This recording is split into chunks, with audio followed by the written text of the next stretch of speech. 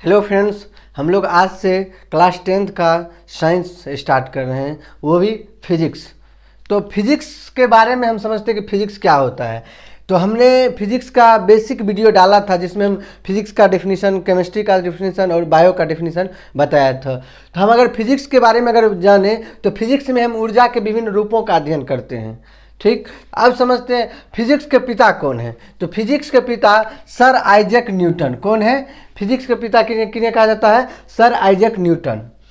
आप अगर physics निकालिएगा class 10th का तो आप एनसीईआरटी खोलिएगा, तो एनसीईआरटी के अलावा अगर अदर कोई बुक खोलते, अदर कोई पब्लिकेशन का, तो आपको फर्स्ट चैप्टर ही मिलेगा प्रकाश का परावर्तन, जिसको इंग्लिश में कहते हैं रिफ्लेक्शन ऑफ लाइट। तो चलिए इस वीडियो में हम ये जानेंगे कि इस प्रकाश के परावर्तन में क्या क्या पढ़ना है, सब टॉपिक क्या क्या इसमें है।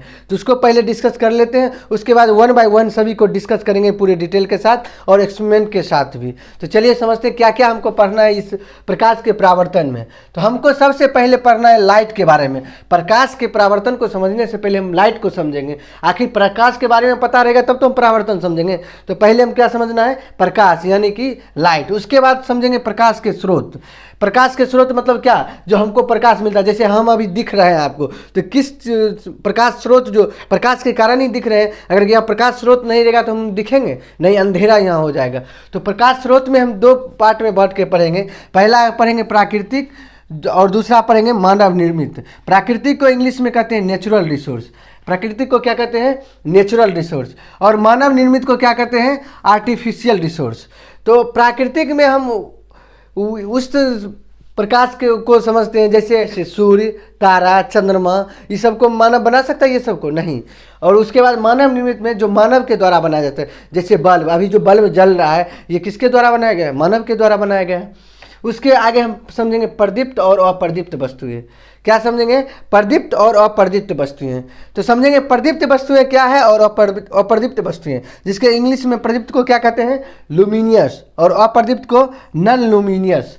तो प्रदीप्त में होता है जो प्रकाश देता है, और अप्रदीप्त में होता है जो प्रकाश नहीं देता है। जो स्वयं प्रकाश उत्सर्जित करे वो प्रदीप्त, जो प्रकाश उत्सर्जित नहीं करे वो अप्रदीप्त वस्तु कहते हैं, जिसको इंग्लिश में नॉन लुमिनियस कहते हैं। ठीक, उससे आगे हमको समझना है प्रकाश का परिकिरणन। क्या समझना है?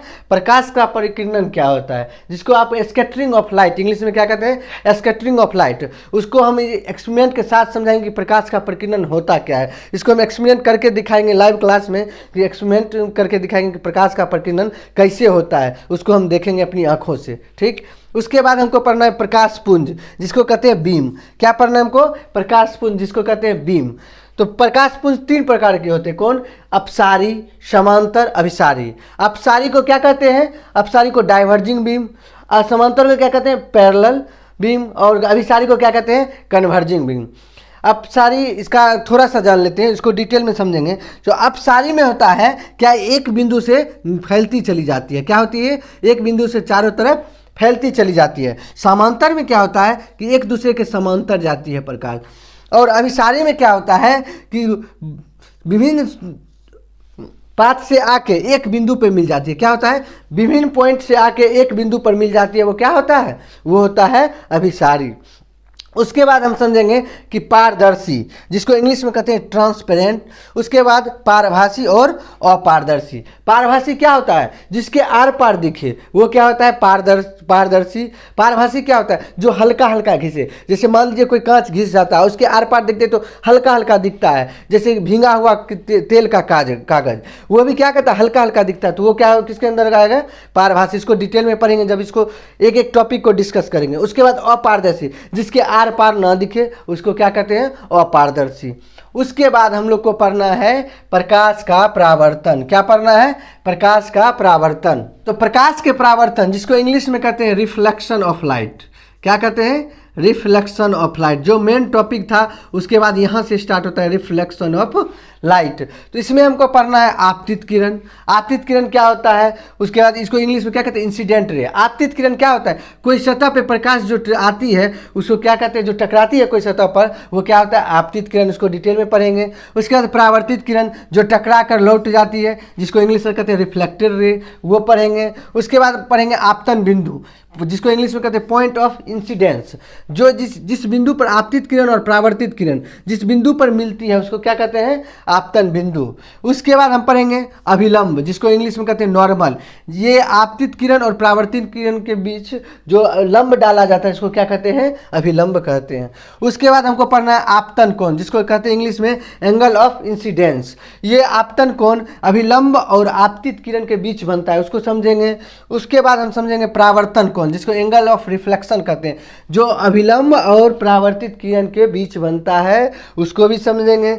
उसके बाद इतना पढ़ने के बाद हम पढ़ेंगे प्रकाश के परावर्तन के नियम। इसके दो नियम हैं। कौन कौन नियम है? एक हम पढ़ेंगे कोण I बराबर कोण R।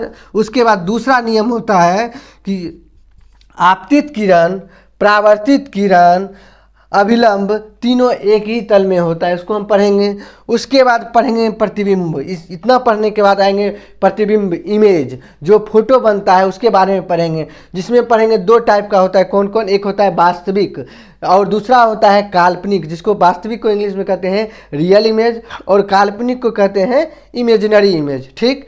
उसके बाद हमको पढ़ना पड़ेगा समतल दर्पण द्वारा बने प्रतिबिंब की विशेषताएं। किस पर? समतल दर्पण द्वारा बनी प्रतिबिंब की विशेषताएं पढ़ना है। उसके बाद हमको पढ़ना पड़ेगा गोलीय दर्पण, जिसको इंग्लिश में कहते हैं स्फेरिकल मिरर। क्या कहते हैं? Spherical mirror. इसको भी दो पार्ट में बांटा जाता है। कौन कौन है? एक होता है अवतल दर्पण, जिसको कनकेव कहते हैं। दूसरा होता है उत्तल दर्पण, जिसको कहते हैं कन्वेक्स। अवतल दर्पण में जैसे देखिए ये क्या होता है कि बाहर की सतह रजतित होती है। क्या होती है? बाहर की सतह रजतित होती है, वो अवतल दर्पण। उत्तल दर्पण में क्या होता है कि अंदर की सतह रजतित होता है। उत्तल दर्पण जैसे किसी का पेट निकल जाता है, मान लीजिए कि मेरा पेट हल्का हल्का भी निकल गया है, तो ये क्या है? ये क्या है? उत्तल दर्पण का उदाहरण है। अवतल जिसका पेट अंदर घुस जाता है, इस तरह से हो जाता है, जैसे ये है, ये इस तरह से हो जाता है, तो क्या होता है? वो होता है अवतल दर्पण। ठीक। उसके बाद हमको एक आता है सिद्ध करने वाला, जो अक्सर एग्जाम में पूछ देता है कि F बराबर R/2 को सिद्ध कीजिए। उसको हम सिद्ध करेंगे, इस तरह से सिद्ध करेंगे कि आपको रटने का कोई झंझट नहीं होगा। आप एक बार देखिएगा और आपको हमेशा के लिए याद हो जाएगा। उसके बाद हमको पढ़ना पड़ेगा अवतल दर्पण और उत्तल दर्पण के सामने विभिन्न दूरियों पर वस्तुओं का प्रतिबिंब जो बनता है, कि अगर मान लीजिए उसमें होता है कि अगर मान लो वस्तु अनंत पर है तो उसका प्रतिबिंब कहाँ बनेगा, वस्तु वक्रता केंद्र पर है तो उसका प्रतिबिंब कहाँ बनेगा, ये सब पढ़ना पड़ेगा। उसके बाद इतना पढ़ने के बाद हमको ये तो जानना पड़ेगा कि दर्पण का उपयोग कहाँ कहाँ होता है। सब चीज़ पढ़ लिए, पता ही नहीं चला कि दर्पण का उपयोग कहाँ होता है। दर्पण के उपयोग को पढ़ने के बाद हम लोग पढ़ेंगे निर्देशांक चिन्ह परिपाटी। क्या पढ़ेंगे? निर्देशांक चिन्ह परिपाटी। निर्देशांक चिन्ह परिपाटी हम इसलिए पढ़ते हैं, जो हमें न्यूमेरिकल के समय लोचा ये बहुत फंसता है माइनस प्लस का, उसको सॉल्व करने के लिए हमको निर्देशांक चिन्ह परिपाटी पढ़ना बहुत जरूरी है। काहे कि उस समय अगर माइनस प्लस का लोचा फंसता है तो उस समय पता ही नहीं चलता कि कब माइनस होगा और कब प्लस होगा, तो वो हमको क्लियर कौन करता है? निर्देशांक चिन्ह परिपाटी। और उसके बाद इतना करने के बाद अगर थोड़ा मोड़ा अगर छूट जाता है समझने में, तो ये न्यूमेरिकल जब हम करते हैं उसके बाद जो भी थोड़ा मोड़ा अगर डाउट बचता है वो क्लियर हो जाता है। तो आज के वीडियो में हमने समझा कि क्या क्या हमको पढ़ना है, प्रकाश क्या होता है, प्रकाश के स्रोत क्या क्या होते हैं, ये इस सब को इसको एक एक करके डिटेल से पढ़ना है। जब हम अगले वीडियो को पढ़ेंगे इसको सबको एक एक करके डिटेल से पढ़ेंगे। तो इस वीडियो में हमने क्या क्या जाना कि प्रकाश के परावर्तन में ओवरऑल क्या क्या पढ़ना है उसके बारे में समझा। अगर वीडियो अच्छा लगे तो आप वीडियो को लाइक, चैनल को सब्सक्राइब और दोस्तों में शेयर कीजिएगा। धन्यवाद।